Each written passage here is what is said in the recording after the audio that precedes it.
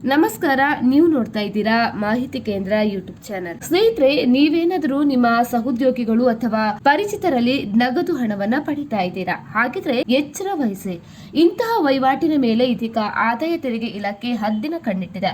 ಹೌದು, 20,000 ಹೆಚ್ಚಿನ ನಗದು ಹಣ ಅಥವಾ ಕ್ಯಾಶ್ ನೀಡಿದ್ರೆ ದಂಡ ವಿಧಿಸಲಾಗುತ್ತೆ. ಈ ಬಗ್ಗೆ ಇದೀಗ ಆದಾಯ ಇಲಾಖೆ ಹೊಸ ರೂಲ್ಸ್ ಅನ್ನ ಜಾರಿ ಮಾಡಿದೆ. ಹಾಗಿದ್ರೆ ಏನು ಈ ನಿಯಮ ಅಂತ ತಿಳಿಯಲು ವಿಡಿಯೋವನ್ನ ಪೂರ್ತಿಯಾಗಿ ನೋಡಿ. ಅದೇ ರೀತಿ ಈ ಮಾಹಿತಿ ಇಷ್ಟ ಆದಲ್ಲಿ ವಿಡಿಯೋಗೊಂದು ಲೈಕ್ ಅನ್ನು ಕೂಡ ಕೊಟ್ಟು ಸಹಕರಿಸಿ. ಸೆಕ್ಷನ್ 269 ಗೆಸೆಸ್ ಪ್ರಕಾರ 20,000 ರೂಪಾಯಿಗಳಿಗಿಂತ ಹೆಚ್ಚಿನ ಮೊತ್ತವನ್ನ ಸಾಲ ಅಥವಾ ಠೇವಣಿ ಅಥವಾ ಮುಂಗಡವಾಗಿ ನಗದು ಸ್ವೀಕರಿಸಲು ನಮಗೆ ಅವಕಾಶವಿಲ್ಲ.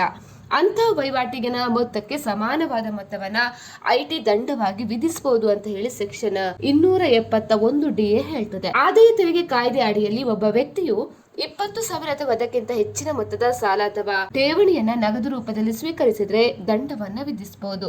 ಇಲ್ಲಿ ಸಾಲ ನೀಡಿದವರಿಗೆ ದಂಡ ವಿಧಿಸಲಾಗುವುದಿಲ್ಲ, ಬದಲಾಗಿ ನಗದು ರೂಪದಲ್ಲಿ ಸಾಲ ಅಥವಾ ಠೇವಣಿಯನ್ನ ಸ್ವೀಕರಿಸಿದವರಿಗೆ ದಂಡ ವಿಧಿಸಲಾಗುತ್ತೆ. ಸೊ ನಿಯಮವನ್ನ ಉಲ್ಲಂಘಿಸಿದ್ರೆ ವಹಿವಾಟಿನ ಮೊತ್ತಕ್ಕೆ ಸಮಾನವಾದ ದಂಡ ಅಂದ್ರೆ 100% ಪೆನಲ್ಟಿ ವಿಧಿಸಲಾಗುತ್ತೆ.